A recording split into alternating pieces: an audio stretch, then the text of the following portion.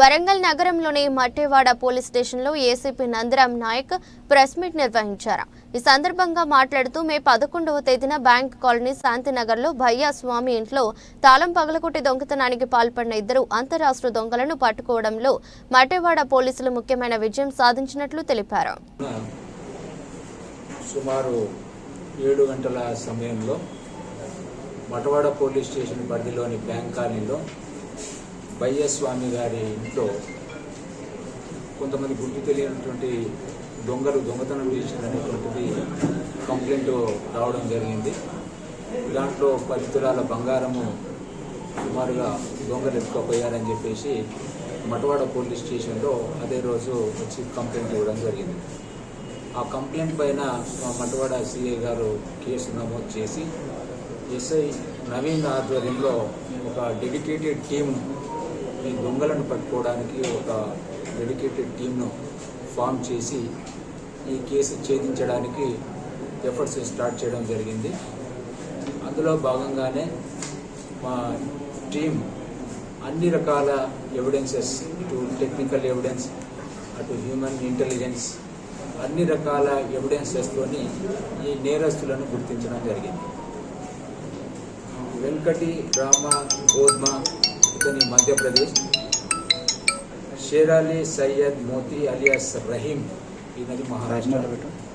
వీళ్ళు ఇద్దరు కూడా చాలా ముఖ్యమైనటువంటి నేరస్తులు. వీళ్ళపైన గతంలో చాలా నేరాలు ఉన్నాయి. ఈ సయ్యద్ మోతీ అలియాస్ రహీం పైన 2 మర్డర్ కేసులు కూడా మహారాష్ట్రలో నమోదు ఉన్నాయి. సో వీళ్ళిద్దరూ